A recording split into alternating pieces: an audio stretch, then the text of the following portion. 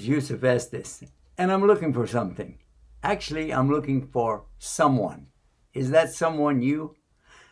I want Dawah partners, and you can be my Dawah partner right now. It's real easy. Just go to dawahpartners.com, sign up, and join me. There are 3 things that I would like for you to be able to do. Any one of them or all of them. Beautiful. Number 1, you will make dua. So you can be our Dawah partner, even if you don't go to the website, but I hope you do. Number 2, share. Share this message and let other people know about becoming Dawah partners. And number 3, help us financially. Donate on a monthly basis, even if it's small. Allah loves the thing that you do regularly, even if it's small, more than the thing that you do that's really big, but you only do it once. Join me as a Dawah partner. Do it now. Click, click, click, click. A way of life, a way of life, a way of life, a way of life. Islam is a way of life, a complete way.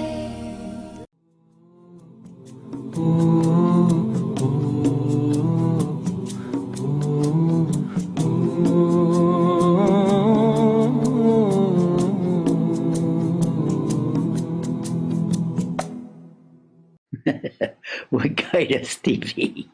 Stay guided with Guide Us TV. Guide Us TV, first Islam channel in U.S. Thanks to all of you for watching, sharing, and spending your time with us on Guide Us TV. And remember, tell everyone. And we're coming to you almost live from our studios right here in Southern California. We've been busy over the weekend, and we've got some very important questions for our doctors tonight, but I'll get to that in a minute. First of all, how many of you, and I realize that you can't just answer out, but have you seen on social media the new image that we put up on Facebook? Yeah, it's already getting a lot of controversy about it. Yeah. Anyway, so, and that's related indirectly to a lot of things, mashallah.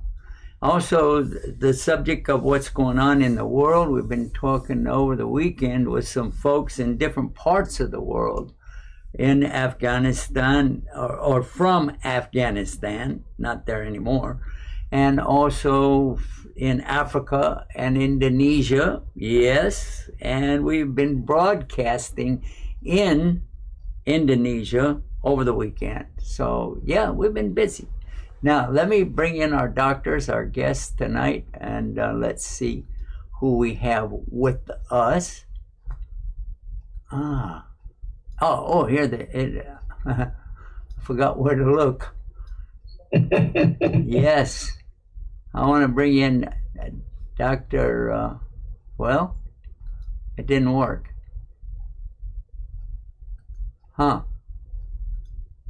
Yeah, there we are. Dr. Sultan, salam alaikum. Wa alaikum assalam wa rahmatullahi wa barakatuh. MashaAllah, how are you? Good to see your smiling face. Okay, and now let's jump over to Florida and Dr. Adel. Oh, what happened to your hair? And a generous haircut. MashaAllah. Okay, well, everybody's, mashallah, everybody's looking good. First of all, I want to set the tone for our program tonight, because we are going to be asking the doctors a lot of questions. And if you would like to join in and talk about it, you're welcome to do so. The phone number is 1-800-971-4383.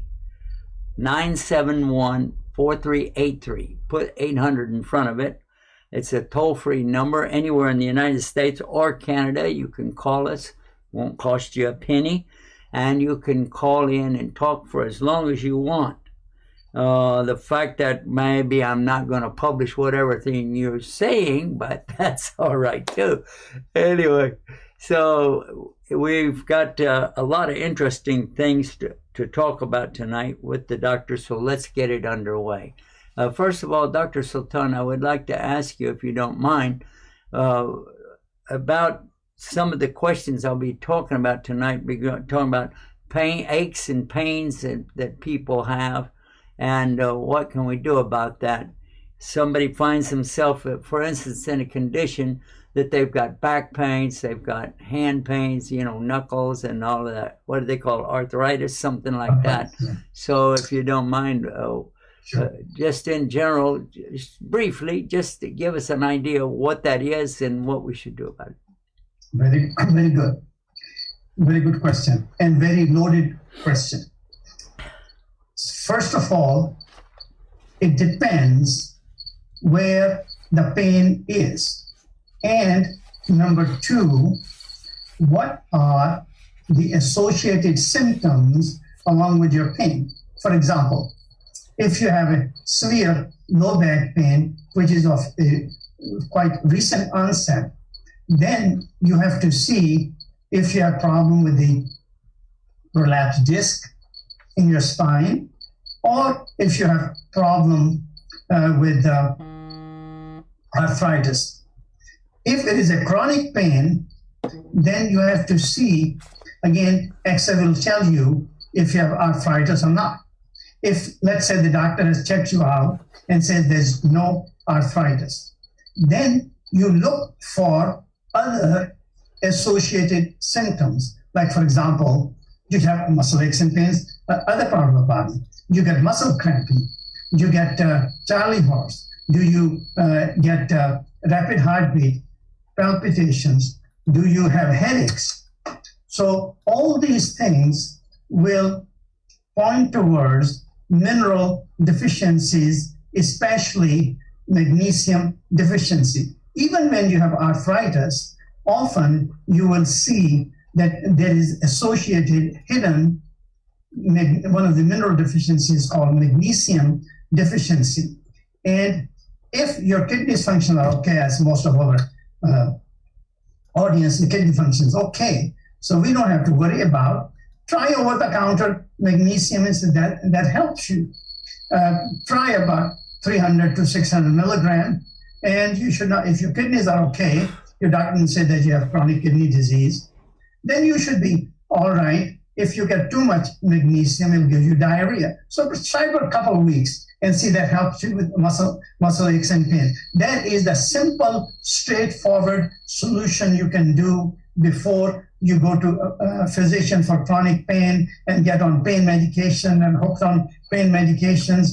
And these opioids and these days are a major cause of death, overdose. So avoiding all those, this is the simplest thing you can do to relieve a lot of muscle aches and pains. And if the chances become more that it is a mineral deficiency, if you have along with muscle twitching or muscle spasm. So these are some of the simple things you can do or at your own. You can buy it over the counter. You don't need any prescription for that. And all those people who are listening to and have aches and pains, I will recommend that in about a week or two, call us on this program and see what was your experience like. What do you notice? In addition to not only helping aches and pains, it can also help with fatigue and tiredness, because magnesium is involved in about 600 to 700 enzyme systems. So head to toe, it can cause any problem, any muscle aches, joint pains, rapid heartbeat, tightness in neck and shoulder muscles, muscle twitching, all that. So give us a call and see what are your experience like. I'd like to hear from you. All right. Okay, thank you very much, Doctor. It kind of answered a lot of the questions I have, but of course I'm going to ask some more questions now. And this one is in particular. I'll come back to the subject we were talking about the back pains, etc. But I think you nailed it pretty good. On another note, though, when somebody is having severe headaches, they call them migraines, I think.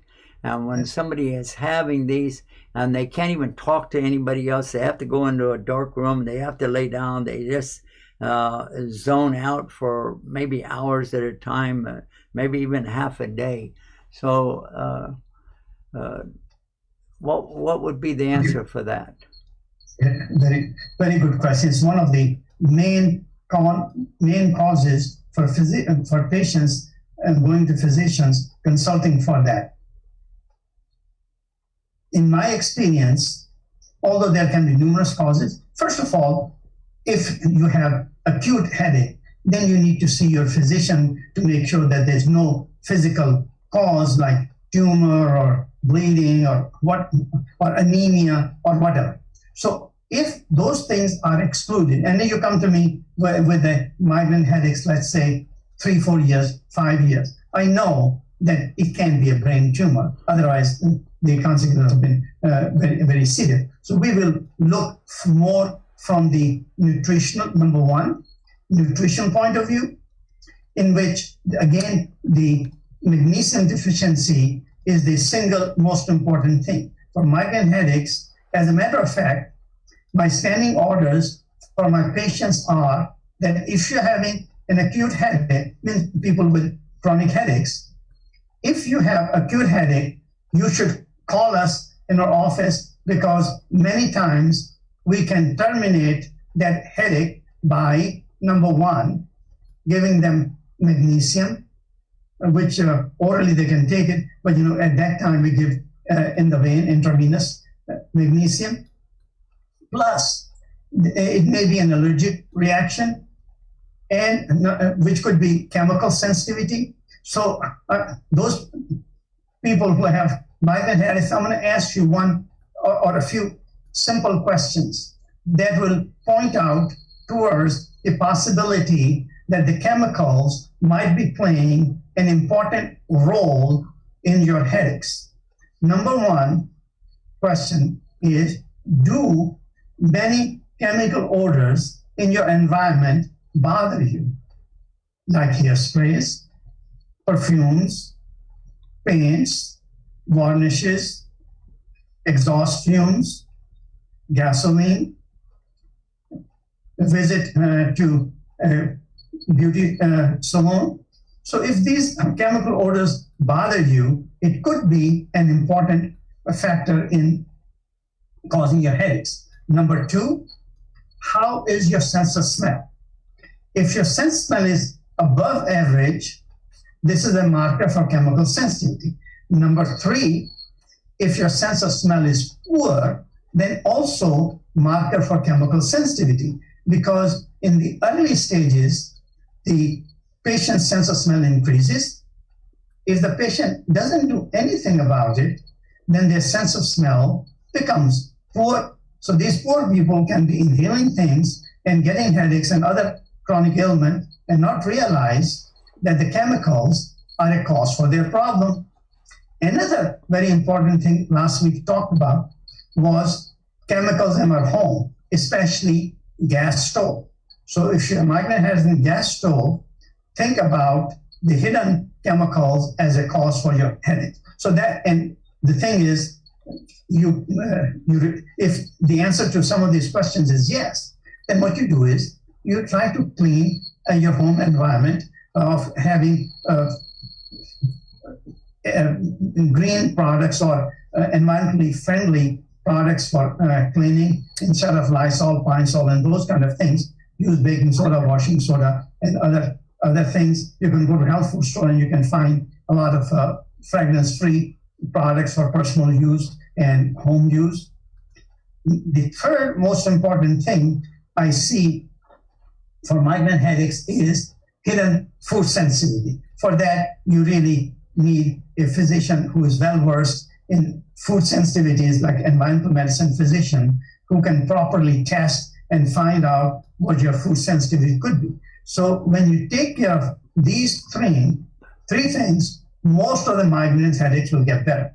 Then there are other less common causes like hormonal causes. Low thyroid can be an important cause, and low female hormones in women may be an important cause for the headaches, especially in the premenstrual phase. So those are the less common things. But these, in my practice, these are the three things. When taken care, most of the migraine headaches will get better.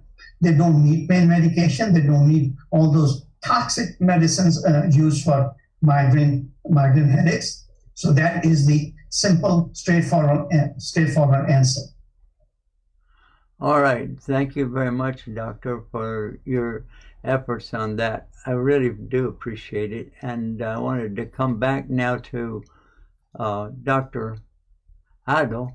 And I would ask you, Dr. Adil, what, I messed up again. Alhamdulillah. So, Dr. Adil, whenever a patient comes to you and he shows that he's telling you he has problems, and it seems like he keeps complaining about his back, and you notice that he's also very overweight. So can you advise somebody that has a back problem and they're overweight? Is there some correlation between this or no? Absolutely. Overweight in general will lead to diffuse degenerative disease. The back is one of the most affected parts of that, but they can affect the knees, the hips. They get what's called degenerative arthritis because of the extra weight on that. So part of the main themes of the therapy is weight reduction, period. And no matter how you achieve it by diet, exercise, or even weight reduction surgery, the bottom line is weight reduction. And with that, there is decreased inflammation because, as Dr. Sultan stated earlier, it's good to address the mineral deficiency, but it's really about inflammation in the body, inflammation in the joints, inflammation in the blood vessels, in the arteries that will cause, later on chronic disease. Chronic disease will be, a part of it as the pain that comes along with it. And there are, the rule of thumb is basically 3 types of things that are no steroids, because that will decrease the immune system and make people diabetic. No non-steroidal anti-inflammatory drugs like naproxen, Motrin, Advil. All those medications will lead to a lot of problems, including ulcer, high blood pressure, fluid retention, and would do more harm than good. And no narcotics, no opioid, because that will depress the immune system and have caused more than 80,000 deaths in the United States alone last year. So what to do about the inflammation in the body? Well, important things have to do with what you eat, what you put in the system, that will decrease the inflammation. And one of the most important data that came out, and I was actually going to mention it, is the Mediterranean diet. The hummus, the baba ganoush, all that is very, and olive oil. Now it's proven it is the way to go to decrease inflammation in the body and to help the diet and to make the bones stronger, to prevent what's called osteoporosis and prevent fracture, especially in women, and lower the blood pressure with it and prevent strokes. So now we have good evidence that you can eat and be healthy, but you eat specifically Mediterranean diet. It's rich in omega-3 fish oil. That's also would help in the pain. And to go back to your questions, yes, the weight reduction is a critical factor in decreasing the back pain, because the back pain is a chronic disease, especially if it's related or concomitantly come with obesity. But then, of course, have to do with the positioning of the back, how do you sit, how you pick up things from the floor, and then the way you do it, rather than stretching out and putting a strain, especially in the lower back, you come down, straight down without bending forward, and that to prevent the stretch in the back and prevent the slipped disc disease, and herniated disc and so on and so forth. Talk about that, if you don't mind, if you could talk about that, the Mediterranean diet a little bit more too. Sure. And I'm glad you pulled it up. It's now like what to eat. We know that the frozen food and the processed food is the origin of so many diseases, maybe 70% of the disease processes, all cancer, heart disease, high blood pressure, high cholesterol, and high triglycerides, and all the devastation that comes along with us, including obesity and overweight. Now, if we look and see, can you eat food and be healthy at the same time and enjoy it at the same time? Now the research have, basically concluded from comparing so many diets, like the Dr. Sultan's SAD diet and others, basically compared with the Mediterranean diet that is rich in omega-3 fish oil, salmon, hummus, eggplants, olive oil, and more importantly, the fact that is related to the low-calorie diet as well. So you have, and a low-fat diet. So you have all the good ingredients that will enhance the immune system, help the decrease inflammation in the body. And by the way, a baby aspirin would be a good protective, mechanism for the suppressing the diffuse inflammation in the body, and certainly protect against heart disease and strokes. So that's what I tell my patients in terms of the decreased inflammation, improving diet, and weight reduction, as well as a safe or let's say toxic medical therapy that will help decrease the pain. We discussed before that turmeric, for instance, because that's very, very important. Omega-3 fish oil is becoming more and more important in to decrease the inflammation and lower the risk for heart disease. And now we know that the diet that are rich in omega-3 fish oil, like I mentioned, salmon, is a very good way to do it. And there are also supplements that you can take as well. So I think between a healthy lifestyle of diet, Mediterranean diet, I would recommend it for everybody who's looking for a healthy diet to get out of heart disease, obesity, hypertension or high blood pressure, and strokes, and ladies looking for strengthening their bones and decrease the incidence of osteoporosis that will lead to fractures of bone, hips, and so on. That would be the way to go. And then look at other healthy lifestyle with exercise and regular movements. That it doesn't have to be a vigorous exercise, but simply walking, dancing, swimming, biking, anything that will keep the body going and the heart rate increased a little bit. That will lead to decreased inflammation in the body, and that is the most effective, safe way of achieving that goal, rather than going for sometimes surgery. It's only indicated where there is a nerve that is actually compressing on a nerve, and a nerve causing like weakness, like a drop foot or paralysis, or a loss of sphincter control, that if people become incontinent or something like that. If that's the case, then you need to relieve the pressure, and that may be justifiable for the back surgery. But other than that, I see the majority of back surgeries are being just jumped on without addressing the weight, without addressing the other safe anti-inflammatory interventions or physical therapy and so on, and the result is failure. Okay, Doctor, you mentioned something about easy exercise. How important is that overall? I think it's a very, very beneficial overall. It will help, heart disease, decrease the risk of heart disease, diabetes, obesity, high blood pressure, It would decrease the chance of osteoporosis by strengthening the bones. It will elevate the mood. It's an antidepressant, anti-stress. People just take a walk and get fresh air. That will help relief, and then prevents constipation, believe it or not.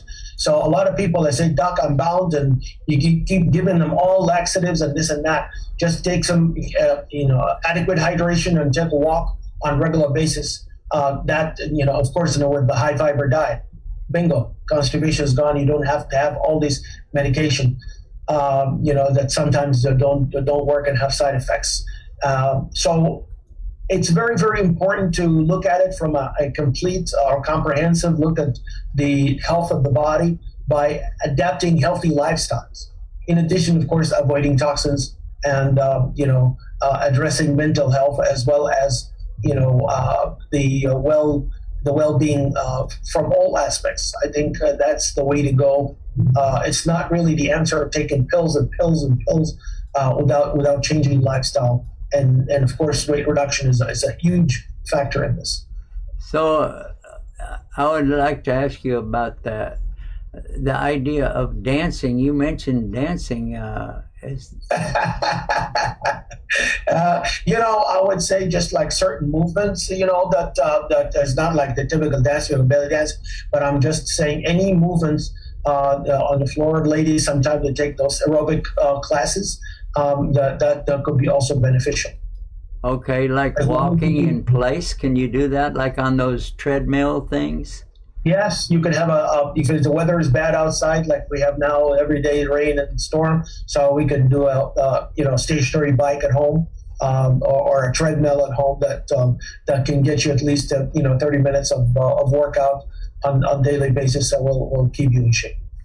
All right. Well, that's highly appreciated. Another point that I wanted to ask about, let me see if I can bring this up. Yeah. I would like to ask about the idea of when we're talking about covering up with the masks and so on, if somebody doesn't cover up with the mask, who is the most logical, I don't want to say logical, but the most likely to be affected by what they're not doing? The person themselves or the people around them? I believe that both will be affected. Now, if we have a new variant, which is 99% dominant now in the US, called Delta virus, that's 1,000 times more transmissible. There could be, transmission from, back and forth from people wearing to non-wearing, mask wearing, and vice versa. And I'm concerned now that people are, with all these cases surging. Some of them don't even put the mask on. Some of them have become very lax. I don't know if it's a fatigue or what. We're moving towards another challenging winter season. Don't forget about the regular flu. Now we have, the coronavirus Delta variant and maybe other variants coming down the road. Everybody's saying about that. The third vaccine is coming. We thought it's going to be only for the immunocompromised, but now, the report said there's going to be a third round for everybody, 6 months out from the second dose. And that will be, mostly Pfizer. But Moderna maybe also coming to follow as far as the FDA approval, but is only going to be restricted to those two. We don't know about the conversion of what's going to happen if somebody initially took a different vaccine, the single vaccine like Johnson & Johnson, what they're going to do when they come to the third dose, with only Pfizer. That's the only one approved by FDA. There's a lot of unanswered questions now. Also, young people, the age is getting lower and lower for more younger, population getting vaccinated. I believe, the answer is, ultimately will be, again, going back to the root cause of the things that will decrease the immune system, stay away from it. And then all the things that improve and strengthen the immune system, that's the one we have to do. And take all the precautions. when people do that, you do cross infection. What's happening now is that we see all the curves about 3 times the rate of infection compared to the same time last year. Last year, though, more people wearing masks. Maybe more people were, kind of following the instructions and so on. Unless and until we do that, then there's just going to be more spread and more cases and more hospitalization, more intensive care. And when they do come in intensive care, I can tell you one thing. It's so sad. Everybody's on the ventilator, for those who are there. And then, no matter, for the most cases, what you do, it's spiraling down phenomena where the lung, you put so much pressure to get to force oxygen in, to bring the oxygenation. But in the meantime, you may hurt the lung. So what we call is pneumothorax, because you put this air under pressure and then you have to put chest tube to relieve the pneumothorax, and then they go into kidney failure and strokes and so on, and then you lose them. So it's prevention in the first place. It's intervention in the first place. It's really maintenance on that. Otherwise, there's just going to be, one variant after the other, and no matter what we do, because there's a limit. What are you going to do after the third? You're going to be put a fourth and a fifth and a sixth each 6 months, or what? So we have to look at a durable, long-term, vision beyond just what we did short-term. Okay, well, we're showing from time to time where I'm putting up something so that people can see this. This lady is just walking. She hasn't stopped yet. So we're going to take a break right now, but let's see if she's still able to walk when we get back. I'll do a little bit out of it. All right. Everybody stay tuned. Stay guided with Guide Us TV. We'll be right back right after this, inshallah. This is Yusuf Estes, and I'm looking for something. Actually, I'm looking for someone. Is that someone you? I want Dawah partners, and you can be my Dawah partner right now. It's real easy. Just go to dawahpartners.com, sign up, and join me. There are 3 things that I would like for you to be able to do. Any one of them or all of them. Beautiful. Number 1, you will make dua. So you can be our Dawah partner, even if you don't go to the website, but I hope you do. Number 2, share. Share this message and let other people know about becoming Dawah partners. And number 3, help us financially. Donate on a monthly basis, even if it's small. Allah loves the thing that you do regularly, even if it's small, more than the thing that you do that's really big, but you only do it once.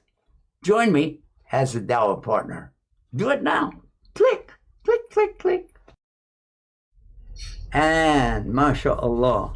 So we are back, by the way, and we've been asking, while we were in the break, I was talking with the doctors about some of the things, and I had something interesting that came up from Dr. Sultan, so I'm going to ask him to kind of take over again and refer to what you were just telling me in the break. Go ahead.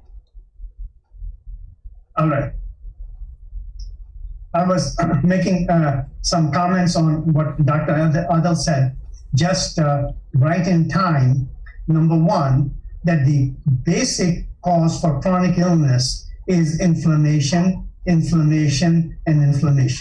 So we have to look at the sources of inflammation. He pointed out several sources of inflammation, which basically boil down to lifestyle, exercise, and diet. If you have these 3 things, this will improve no matter what inflammation you have. And another important factor, which we often forget in chronic illness, and also especially back pain, although Dr. Adel mentioned it casually in relation to constipation, but this is for practically any chronic illness. And that one of the problems we have is that we do not drink enough water.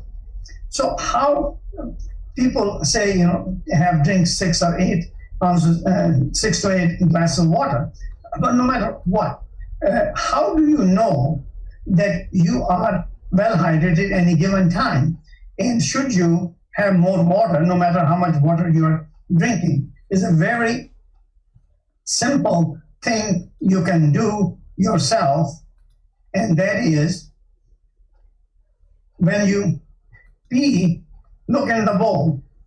If your pee settles down, you get clean water on top, it means that you are dehydrated. That's point number one.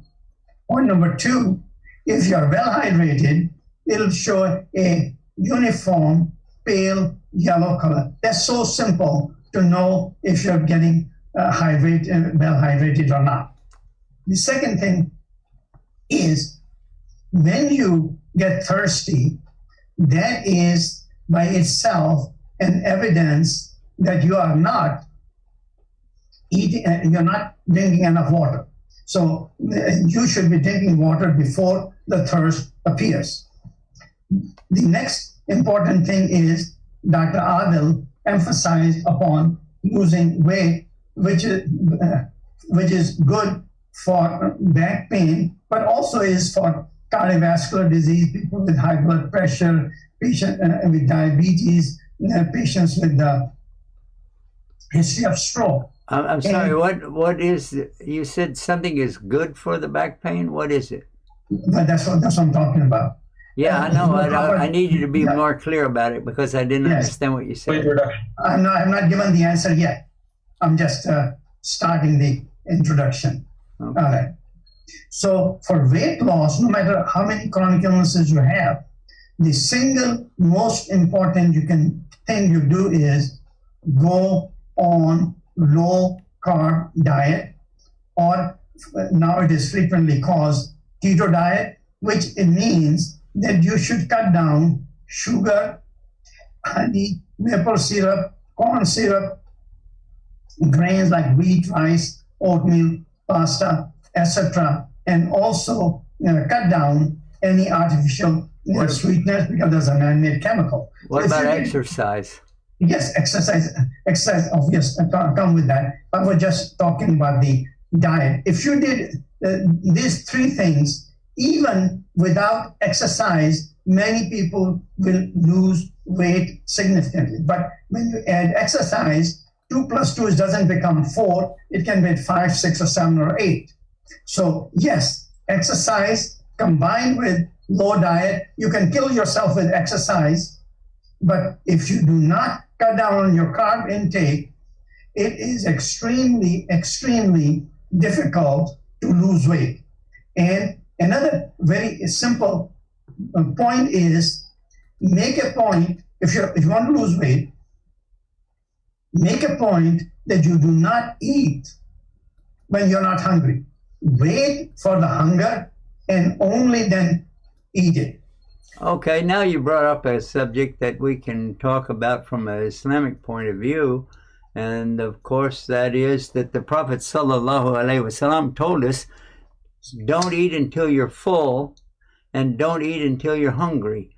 So wait until you really are hungry to consume anything. And then he was saying, don't stuff yourself, don't fill up. As a matter of fact, in another hadith, the Prophet ﷺ, he mentioned that the stomach is for three things: 1/3 for liquid, 1/3 for food, and 1/3 for air. And exactly how would you understand that, Dr. Adil, if you don't mind? Rasulullah sallallahu alayhi wa sallam, yes, this hadith, Rasulullah sallallahu alayhi wa sallam, if you would divide the stomach into 3/3 to fill, one is the food, because that's where the food goes into the stomach as the first site to start the digestive process. And then you have to be hydrated because the body is like 75% to 80% water. So you have to have enough hydration to prevent going into a lot of problems like renal failure, constipation, and basically collapse if you don't eat, if you don't eat well and don't drink enough water. And then if you stuff yourself by basically making no room for air to breathe, because the stomach, if you look at the anatomy, it's very closely directed into the diaphragm. And if the stomach is full, it will push the diaphragm, and thus will actually decrease the breathing capacity of the lung. So people, when they're full, they cannot breathe because simply the stomach, when it's full, it's pushing on the diaphragm. The diaphragm is basically making less space for the lung to expand and to breathe, and that's why the people feel like they can't breathe after having a heavy meal, and then they overeat and they overdrink. So if people can follow the message of Rasulullah Sallallahu Alaihi Wasallam, this is for all mankind, 1/3, 1/3, 1/3, and then chew well, and then when you drink on according to the Sunnah, 1, and then wait and say Alhamdulillah, 2, Bismillah, drink Alhamdulillah, and the 3rd, and then wait a little bit. That will help the indigestion that comes in with people gulping on water and gulping on food, no matter how thirsty you are.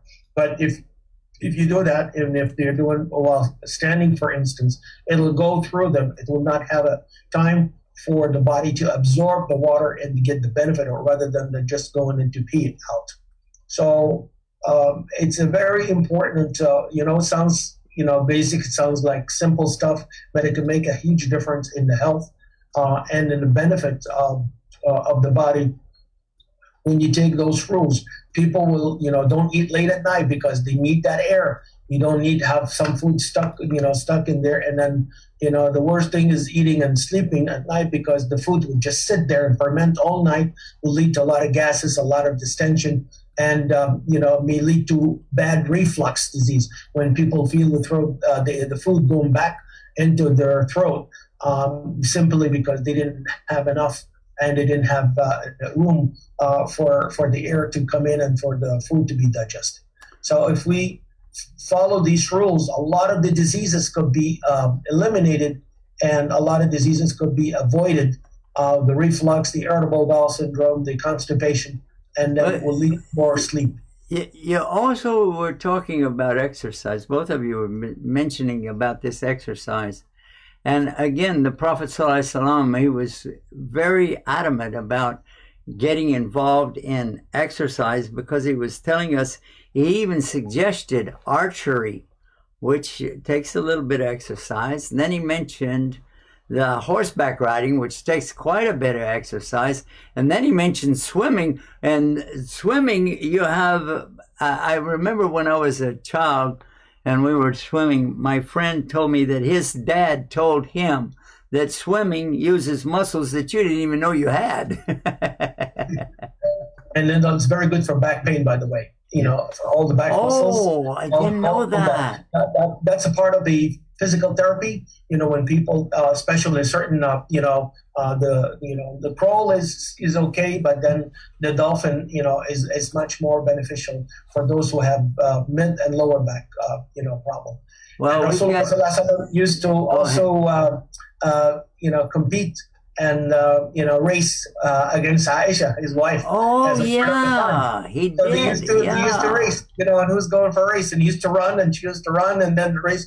So Rasulullah Sallallahu Alaihi Wasallam, in our deen, being physically active is a part of our DNA as a Muslim, and a part of our lifestyle as a healthy lifestyle. So a lot of people sometimes don't mention that. And in the belief in Rasulullah Sallallahu Alaihi Wasallam composition, you can, the chest and the belly, they're all come in one level, meaning there's no pot belly, there's no, sign of obesity. It's basically a very well structured body that's healthy this way, because now we know the waist circumference, for instance, is an indicator. When the waist increases, that's an indicator for heart disease and diabetes and obesity and so on. So it's good to put all these perspective and bring it back to the deen. And Allah subhanahu wa ta'ala said in the Quran, what? Kulu halalan tayyiban. You eat halal, fine, no pork and all that, but tayyiban, healthy. The healthy aspect is critical, is in the part of the faith after eating halal. Halal, yes, you eat what Allah ordered us to eat.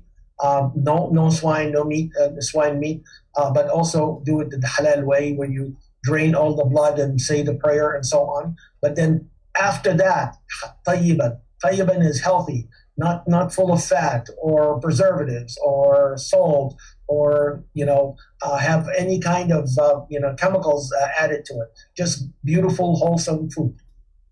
Yeah, you brought up some very interesting point. I want to point out. For example, you said that Prophet ﷺ said that keep 1/3 for the water and 1/3 for the air. And when you feel if you eat too much and it presses on your diaphragm, you cannot breathe well.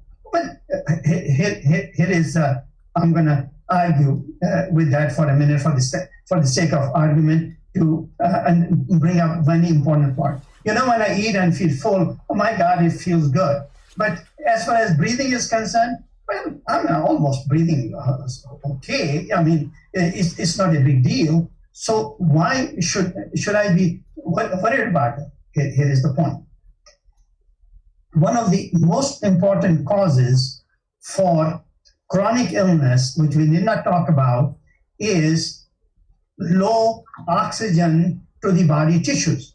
Because when your lungs are full and you cannot have proper breathing is abdominal breathing, not chest breathing. Chest breathing, we get very little air as compared with the abdominal breathing. There'll be another time we'll talk about how to have good breathing. But when you don't have good breathing, then you don't have enough oxygen. So a medical condition called is hypoxia that results when tissues are not getting enough oxygen. And although walking, talking patients who have some chronic ailments, for example, chronic fatigue, we may check their oxygen level in the blood and may find in venous blood, find that their tissues are not getting well oxygenated. So therefore, it is very important that you do not fill your stomach up to the point that you cannot breathe properly, although you may not notice any difficulty in breathing, but you are delivering less oxygen to the tissues, and that becomes a cause for inflammation, cause for chronic illness, chronic fatigue, and many other problems. I just wanted to give the justification that although you may not feel bad, but you may feel good. My God, it feels so good. So very full of stomach. Instead of leaving some hunger behind, it is more satiety. When I feel when I eat a lot and fill my stomach. So that's the wisdom behind that. So that we were finding that Islam is having a lot of benefits for folks, even if they're not Muslims. Is that right, Doctor? Absolutely. All mankind. There is nothing that I challenge. There is nothing in Islam that is anti-health, anti-humanity, and thing that will not benefit you. Allah Ta'ala has put all the wisdom in our Quran, and we understand that and apply to our life. That is a prescription for healthy life, healthy, good mental health, and also a source of afterlife that will be happy and content, and Allah Ta'ala gives us the place in Jannah.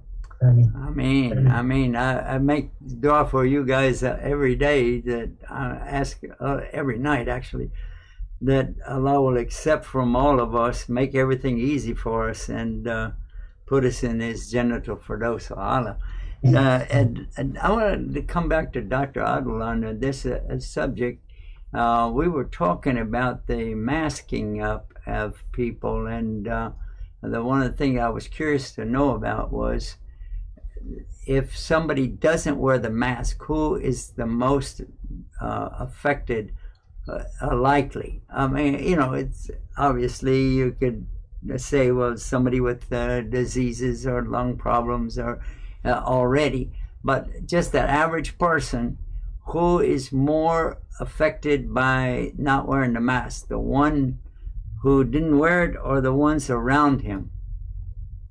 Very good question. Obviously, the one who is not wearing the mask will be easy target for all the viral loads to hit him or her, as long as they don't have that protective layer, which is very simple. And I remember all the arguments back a year ago, and instead of just simple intervention like wearing a mask could have saved at least 50% of fatality. 300,000 Americans could be saved when people were compliant with simple intervention like wearing masks. Should not be dragged into all this distraction and all this controversy about wearing a mask or not, and something's already, clear-cut intervention, simple and cheap and available everywhere. Everybody can get masks. Even if you go to any store and you forgot your mask, they will provide it you for free, because they know the significance is so critical to prevent the spread. And if somebody is wearing the mask, at least they have a protection, against the viral load coming in, because it's everywhere now. But the one who has no layer of protection, the barrier, will be getting all this viral load from all the directions from anyone who may carry it or may be circulating in the atmosphere. So that person, if you put on top of it any medical condition that we mentioned, any impaired immune system, any chronic disease, any inflammatory disease, or somebody's taking steroids or somebody's diabetic. We're talking about millions now. Those are the people who are going to get hurt from, from not being, able to wear the mask. At least the person, if they're wearing the mask, they will have some degree of protection. Of course, the other layer of protection is having full vaccination. Of course, the third, one is basically, addressing lifestyle, a healthy lifestyle, all the things we talk about, the good nutrition and getting rid of bad habits and smoking, vaping, alcohol and drugs, all that combined, not just one piece and forget about the other.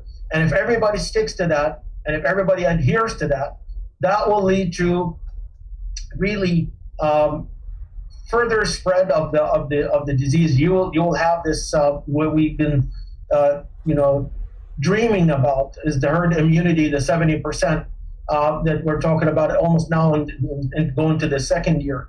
That will not leave a chance for new variants to come and develop, and then we're in basically in the chase that will only God knows for how long it's going to stay. And chasing down with the virus, with the specific new vaccine manufactured specifically to counter the virus, is not the answer. The answer is taking care of the immune system. This is the long-term answer. Taking care of the immune system, healthy lifestyle, and protective, measures like we talked about, the social distancing and the masking. So now we're actually, I'm getting from you that if a person who really has a sound immune system, a sound immune system, if that is in place, along with the mask, that the vaccine is not going to be as big a deal to them as it is going to be to the other people that maybe he doesn't have a strong immune system, or maybe doesn't wear the mask and stuff like this. What do you think? It will give benefit to everybody, the vaccine, in terms of raising the immune system and strengthening it. But nobody knows like how long. After 6 months now, we don't know if it's going to stay after that or not, because it starts waning down. We know that already. That's why there's a third dose coming.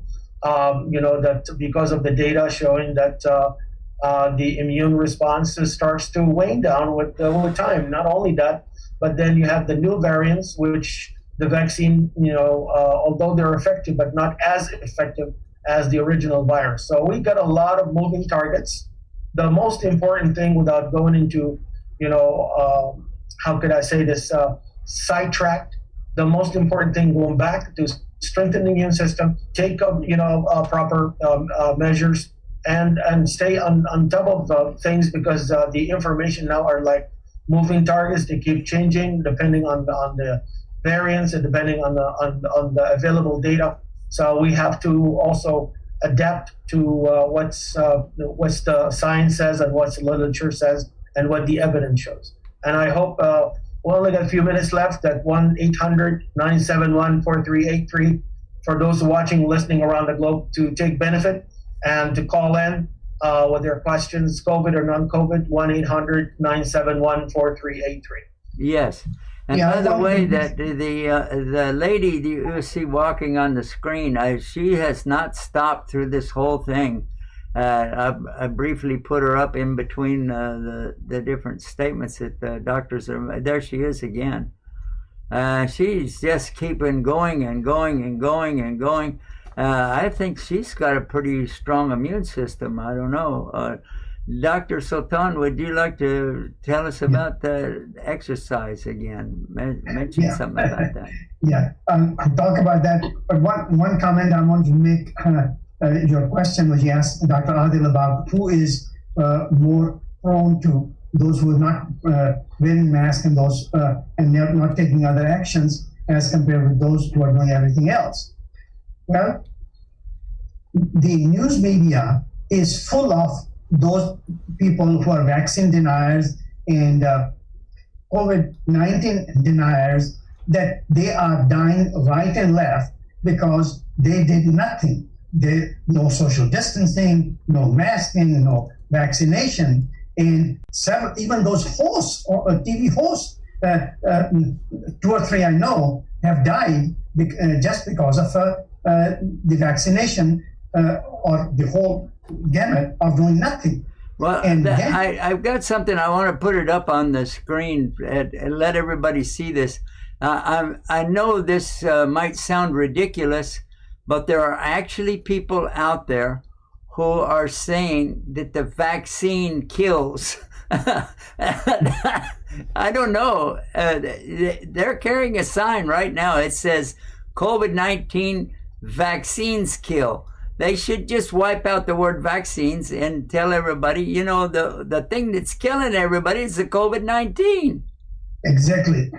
My cousin, yesterday I found out he died of COVID despite the fact he had vaccination. It doesn't mean doesn't protect it. But 3 members in my family, at least, so far have died in the last 1 year, year and a half of this COVID business. Because of COVID. So it is a very, very... Did they all have the vaccination, doctor? I don't know. The first 2 did not, because at that time the vaccination was not there. That was the early. But this, my cousin who died yesterday, he had vaccination, but he had risk factors. He had diabetes and hypertension, and he was overweight, and he was, I think, 80 years old. So when put all these things together, it can, no matter, even if you have the vaccination, since you have that such a high risk, you are more prone to have more serious consequences. So it should not be taken, hey, vaccine doesn't protect. Obviously, protect, because 97% of people who are being hospitalized right now, they did not have vaccination. So it is not that vaccination is protecting a lot of people, and see how many people are dying who are denier of vaccination. Anything has any side effects. To my knowledge, as yet, I have not seen any ill effects associated with, because I have spoken with hundreds of my patients who have taken the vaccine, but I have not seen any, technically no ill effects, maybe some sore pain or just 24 hours, they did not feel well. Other than that, I have not seen any serious side effects. So I think to a great degree, what they're talking about, the vaccination kills, that is not true. And even if, that's for the argument's sake, okay? Even if it kills, but how many lives it saves? Therefore, we have to weigh between the benefits and the risk. So risk is very, very little. I have taken 2 vaccines. I'm ready for the third one. We have a phone call. Well, I guess it's time for us to wrap it all up because they're telling us to wrap it up. So everybody, I want you to stay tuned and stay guided with Guidance TV. Yeah, man, that's the way to do it. All right. Alhamdulillah. 24 pallets of books and tapes and videos for Islam.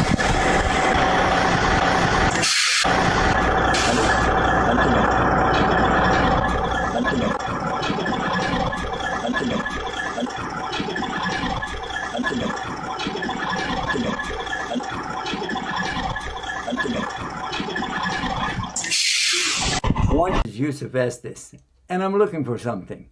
Actually, I'm looking for someone. Is that someone you? I want Dawah partners, and you can be my Dawah partner right now. It's real easy. Just go to dawahpartners.com, sign up, and join me. There are 3 things that I would like for you to be able to do. Any one of them or all of them. Beautiful. Number 1, you will make dua. So you can be our Dawah partner, even if you don't go to the website, but I hope you do. Number 2, share. Share this message and let other people know about becoming Dawah partners. And number 3, help us financially. Donate on a monthly basis, even if it's small. Allah loves the thing that you do regularly, even if it's small, more than the thing that you do that's really big, but you only do it once. Join me as a Dawah partner. Do it now. Click, click, click, click.